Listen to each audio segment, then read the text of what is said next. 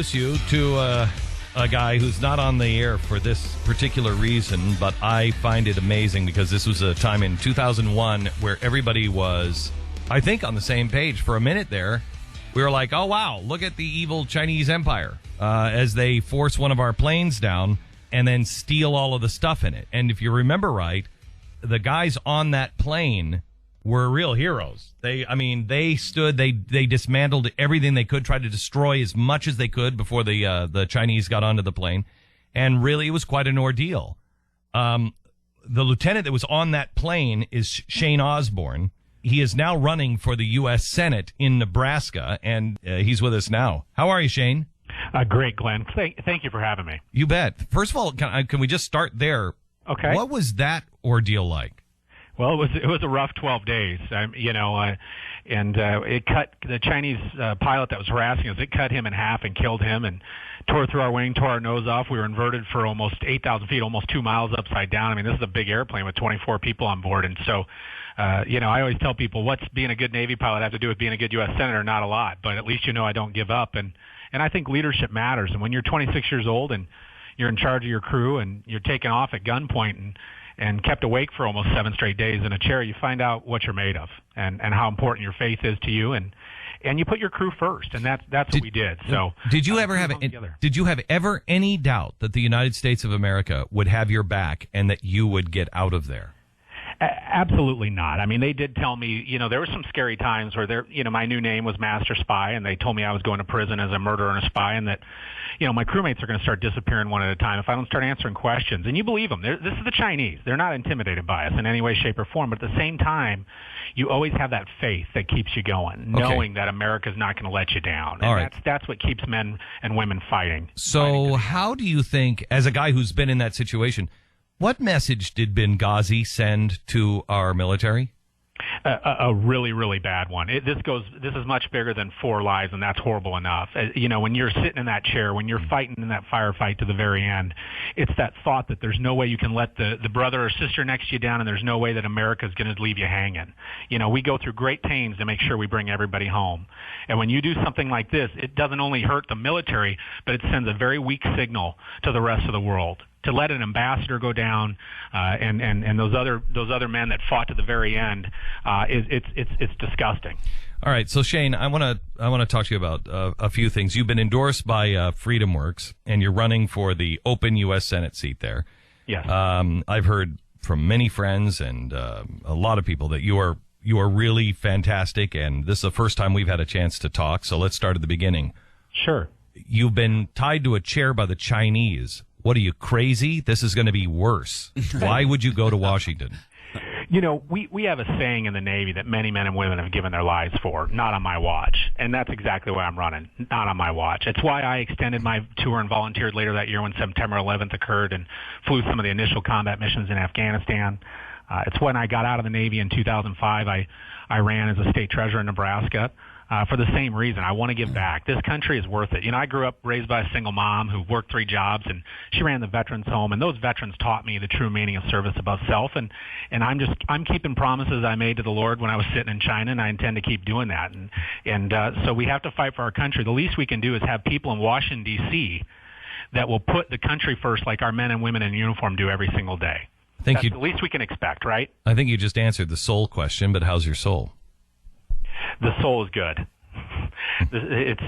I'm a blessed person. I've got a great family. I come from a great state, and we live in the best country on earth. And we've got some problems. We just have to have people there that are going to go there and do the right things and not care about their political reelection or their parties and just do what's right for America. Give me the top 3 things. If you could get in and you say, I am focused on these 3 things. What are they?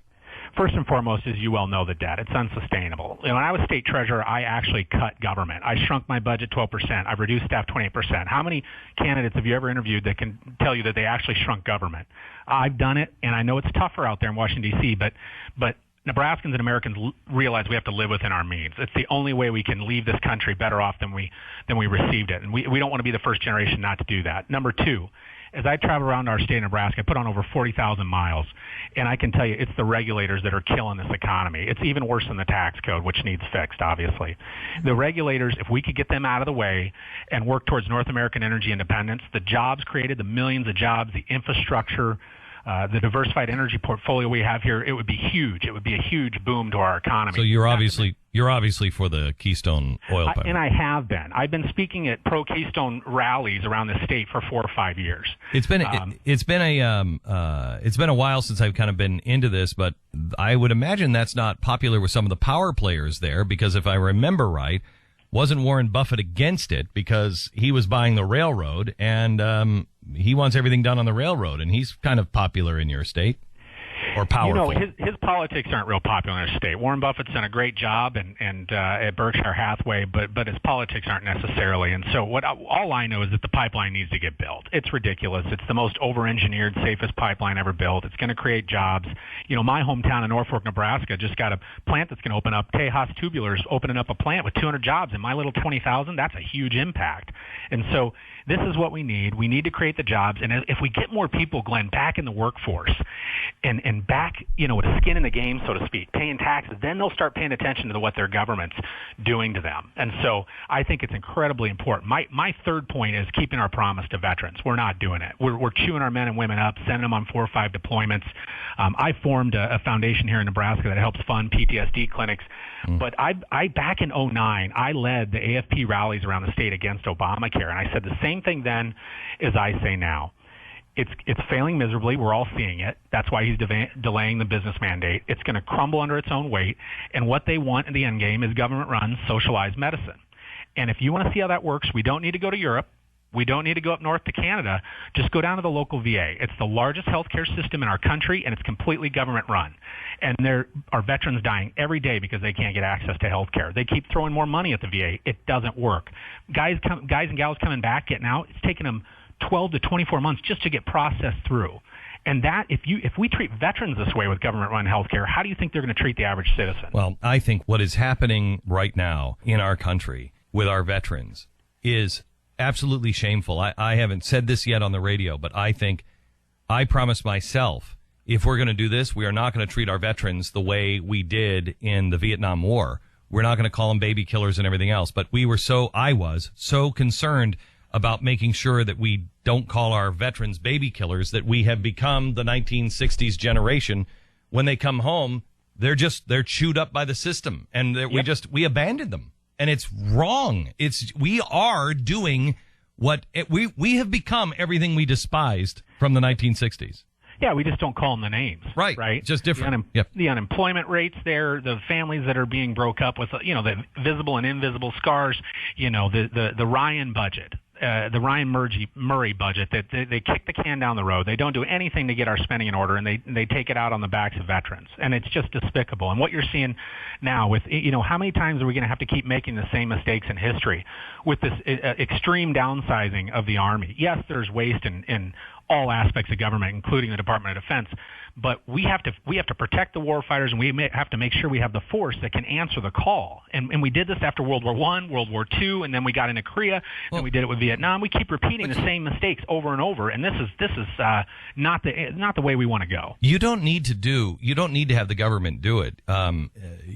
There's I'm learning about the Carrick Brain Centers down in Irving, Texas, and this is one of the best things I've ever seen. This has saved a few of my friends who are Navy SEALs. It saved their life. And they can do wonders with people with post-traumatic stress syndrome and everything else. They can do wonders with the damage that is being done from the shocks and the blows these guys take to the heads. And the government's not doing it. Private industry is. And we just need to help the people by getting out of their way in private industry.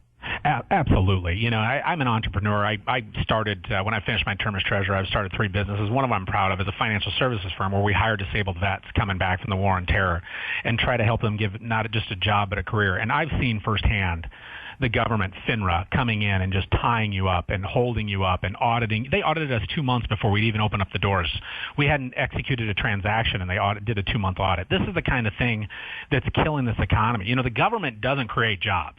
What we want the government to do, and what my job is when I hopefully get elected as a U.S. Senator, is to get the government out of the way, and then it's up to the businessmen and women out there to find the solutions, and I think we can. The administration said yesterday that they are going to cut our military down to pre-World War II levels. To put that into perspective, when we were training in 1940, getting ready to go to war, 1940, 1941, we had to train literally with broomsticks. Yep. Because we didn't have weapons. Now, that's in 1940. We are cutting our budget back to those levels. I don't want to be everywhere. I want this war over. I don't want to have troops everywhere in the world. I am becoming much, much more libertarian and mind your own business. Somebody comes over here, does something to America, we pound them into glass and we go home. We don't rebuild them. We're not nation building. You take care of yourself. You leave us alone, and we will stand with other countries, but we're not going to fight all over the world, and we don't need to be the policemen all over the world. I agree with that on the policeman side. You're absolutely right, but we have to have the force in place ready to react. And obviously, special forces are becoming more and more important, but you still have to have the sustainability. And right now, it's really tough to be an ally of the United States because we flake on our allies. Look at Israel. They don't know what we're going to do with Iran. I just wrote an op-ed in the Daily Caller last Friday about that, and we can't let Iran become nuclear. But when you look so weak, like this president has done, he's set us back from a foreign relations standpoint, decades because of his weakness in Syria, his weakness in Egypt, and that just cascades over to Iran. It cascades to Afghanistan with Karzai. Look at the North Koreans and look at the Chinese with this new AIDAS, and they're trying to, they're stepping up their efforts to be a regional dominant player militarily in the Pacific, which will cause the Japanese to start rearming, and that will set off an arms race over in the Pacific that can have some pretty devastating ramifications. And this is all about, peace through strength. And you're right, we don't need to be the policeman of the world, but we better have a force ready to react and get after it. That is why we all united as states, if I remember correctly. There are three people in the Senate right now that I think are remarkable, and they each have a different approach, but they all stand for the right principles. Mike Lee, who is quiet, meticulous, a real big thinker, and kind of works behind the scenes quietly. Then there is Rand Paul, who is trying to learn from the mistakes of his father and kind of working in the system as much as he can. Very libertarian, very constitutionally strong, but strikes when he needs to, but tries to really do it within the system. And then there's Ted Cruz, who's just like, bring it on. Which one would you say you're most like? Well, geez, that's tough because I'm definitely my own individual. I would say that I'm a person who will always put the country first, no matter what's at risk. I have promised Nebraskans time and time again. I kept my promise as treasurer, and I will as U.S. Senator that I will always do that too. I think that they all have some very good qualities. Myself, I think we have to go there. And we have to get more people that are going to put the country first, more people that are going to be true conservatives. Could we count on, if people were voting for you in Nebraska, would it be a vote that we could count that you would stand with those three? Well, absolutely. I mean, I agree with a lot of what. I'm not saying I would be with them 100% of the time always, but you bet. I think that they're making the right steps. For me, I think we do have to build a good team out there, just like we did in the Navy. You have to be able to work with people in the Senate, but we have to stick to our principles at the same time. That's something I've been able to do. In the Navy, you got a guy on the left, he might have been told by a judge, you go into jail or enlist, and a guy on the right might be a Rhodes Scholar that can speak 6 different languages, and they put us all into high-pressure situations together, and we get the mission done. So what's the mission? Those 3 things that I talked about. A balanced budget amendment works really well here in Nebraska. That's why we haven't had all the fiscal issues. That's something we need in Washington, D.C. Living with our means, understanding the market and how it works and how it affects the average American, not just big business, but how it affects the average American and their ability to put their kids through school. Those are the kind of things that are my priority, and making sure we have a national defense and that we take care of the war fighters. I appreciate your willingness to run and your willingness to serve, and I wish you the best of luck. It's Shane Osborn, former state treasurer in Nebraska, running for the open U.S. Senate seat in Nebraska, and it's coming quick, May 13th, and so I really, really appreciate you having me, and hope we've got a lot of good volunteers out here in Nebraska helping me get there, and would love anybody's support. You can go to ShaneOsborn.com. I was just going to ask, I mean, is there a place you go to support? And, of course. And I think you did say ShaneOsborn.com. Yeah. And it's it doesn't have an E on it. You've left no E on Osborn. Nope. Okay. So you've left the extra E off for savings. Yeah, okay. Saving you time. Yeah, that's right. All right. Thanks a lot, Shane. I appreciate it. Thank you, Glenn. You bet. I appreciate it. Right. You bet. Really great. brave. Really, really brave guy. Again, I don't think we have run across somebody that I have felt skittish about at all. No. And we have, we're seeing really good candidates. You get 3 of these guys that we've talked about in the Senate. Just 3 of these guys to join the 3 we already have. You get Bevan, you get this guy. Who else? The guy we were talking to last week in North Carolina. You just get you get 3 of them. I think Lee Bright to beat Lee Bright. If he beats Lindsey Graham in South Carolina. Yeah, South Carolina. My gosh, you change everything. Because they're not wallflowers. It was Brandon in North Carolina. Yeah. And I believe we have Lee Bright coming up maybe later this week or next week. Good. And the latest poll out of South Carolina does show Lindsey Graham again under the 50% threshold. That is nice. Fantastic. Nice. Fantastic. Okay.